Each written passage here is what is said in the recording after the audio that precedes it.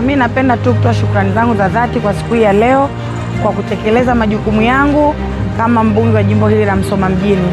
Siku ya Jumamosi niliweza kuwatembelea wafanyabiashara wa soko jipya la Nyasho ambalo wameletwa kwa muda baada ya serikali yetu ya Jamhuri ya Muungano wa Tanzania chini ya Daktari Samia Suluhu Hassan kuwakumbuka wananchi wa Msoma mjini na kuleta mradi mkubwa wa kimkakati wa ujenzi wa soko la Nyasho, ujenzi wa stendi ya Bweri na barabara ya Mkendo, Shabani pamoja na Msoma basi kwenda Kwangwa.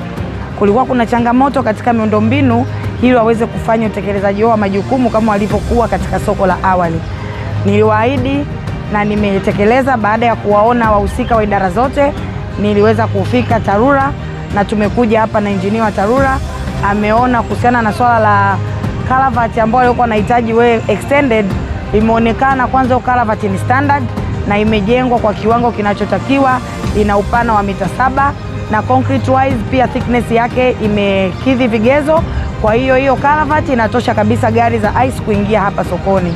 Kwenye swala la nguzo za umeme kuhama, tumeongea na meneja wa TANESCO na tayari utekelezaji unakuja kufanyika immediately kwa sababu tayari wataalamu wa TANESCO wamekuja kwa ajili ya kuhamisha hizo nguzo.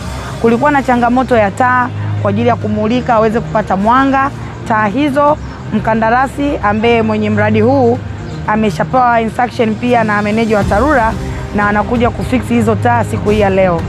Kuhusiana na swala la choo pia, choo kitaanza kujengwa kuanzia kesho. Kuna vitu wanavyovikamilisha ili wananchi wao waweze kupata sehemu ya kwenda kujistiri watakapokuwa wanataka kupata huduma hiyo. Kuna changamoto ya eneo lenyewe jinsi lilivyo, mandhari yake tunaweza tukasema hapako level. Kwa hiyo kwa kupitia mkandarasi pamoja na TARURA wanakuja kumwaga kifusi eneo hili na watasambaza na kufanya compaction ili paweze kukaa vizuri, gari ziweze kuingia na wananchi wa eneo hili la soko la Nyasho waendelee kufanya biashara kama kawaida wakisubiri mradi mkubwa ukamilike ambao umeletwa hapa na Mheshimiwa Rais Daktari Samia Suluhu Hassan, na kipindi cha miezi 18 ijayo watashift kutoka hapa na kurudi kwenye eneo lao la kawaida.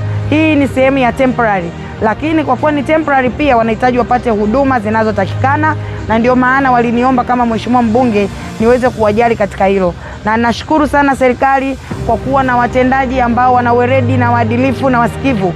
Wote wamefika hapa, ambao ni meneja wa TARURA amefika hapa, mtu wa TANESCO, na pia tunaye mtu wa MUWASA anakuja kufix maji kwa sababu siku ya Jumamosi waliomba pia waweze kupata huduma ya maji katika eneo letu hili la soko la Nyasho ambalo ni eneo tunasema temporary, eneo la muda kwa wao kufanya shughuli zao.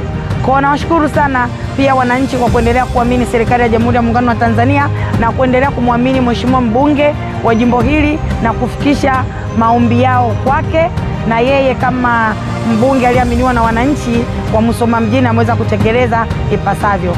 Niwaahidi tu wananchi wote wa Msoma mjini, niko tayari kuwatumikia kama nilivyoomba ridhaa hii.